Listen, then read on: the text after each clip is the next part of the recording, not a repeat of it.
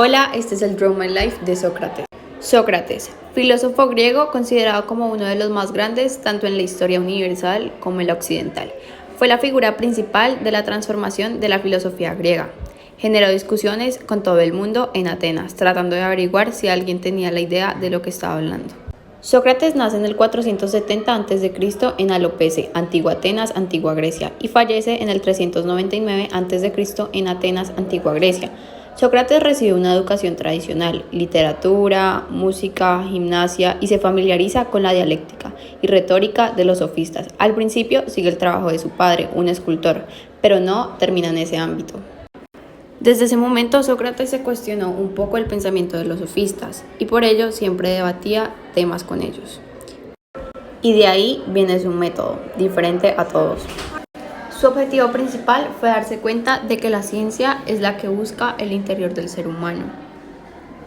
El método planteado por Sócrates es la dialéctica, el cual tenía proposiciones en las que se analizaban por medio de preguntas y respuestas suscitadas por la misma, representando la reacción contra el relativismo y subjetivismo sofista, siendo ejemplo de unidad entre teoría y conducta, entre pensamiento y acción. Los sofistas y él tenían diferencias, entre ellas era que Sócrates no estaba de acuerdo con que la verdad se enseñaba. La verdad no se podía enseñar, y menos cobrar por ello. Tenían un discurso cerrado. En cambio, Sócrates lo hacía por medio de diálogos, preguntas y respuestas. Para los sofistas no había relación entre el nomos y el physis, que son la política y la ley natural. En cambio, para Sócrates, la ley política es una expresión de la ley física y eran más conceptos morales. Todo el mundo sabía que Sócrates deambulaba por las plazas y mercados de Atenas sosteniendo conversaciones y enseñando la mayéutica. La mayéutica es un método filosófico de investigación y enseñanza propuesto por Sócrates. Consiste en emplear un diálogo para llegar al conocimiento. En un primer momento siempre planteada qué es la virtud, qué es la ciencia y en qué consiste la belleza. Y después se da una respuesta.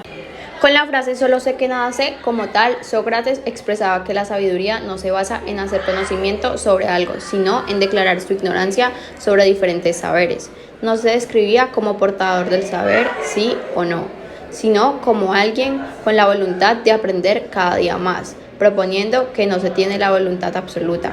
Pero es importante tener la voluntad para aprender y adquirir nuevos saberes, para tomar la posición en las que las personas reconocen los límites de su conocimiento sobre algún tema determinado y poder aprender constantemente, evitando hablar como si se conociera del todo cuando se ignora el conocimiento del mismo. La Apología de Sócrates es una obra escrita por Platón. Es un diálogo entre ambos en el cual se lleva al acusado de no creer en Dios. La intención de Sócrates era convertir el argumento más débil en el más fuerte. Se le acusa por ser un orador habilidoso y corromper a la juventud. En su defensa se dirige al jurado y les pide demostrar que nada de lo dicho es una realidad. Él seguía asegurando que la sabiduría que poseía era lo que lo había llevado a ser objeto de un sinfín de acusaciones tan alejadas de la realidad. Relata historias de una de las cosas más importantes que dice es que descubrió cómo los que decían ser sabios y eran reconocidos como tal no lo eran realmente, que presumían de algo que no eran, y por hacérselo saber se ganó la enemistad de muchos. Después se dirigió a los poetas y artesanos que decían ser más sabios que los que realmente sabían. Con respecto a que no creía en los dioses de la ciudad, sí creía en los genios y divinidades. Era creer en los dioses, pero a pesar de esto fue declarado culpable. Aseguró que no tenía miedo a la muerte, que de hecho prefería morir que vivir sin poder hacer aquello para lo que los dioses le habían puesto ahí. Sócrates se defendió hasta el último momento. Después de ello fue condenado a beber la cicuta, un brebaje preparado con la planta del mismo nombre, venenosa, que fue paralizando su cuerpo poco a poco, comenzando por las piernas llegando hasta el corazón.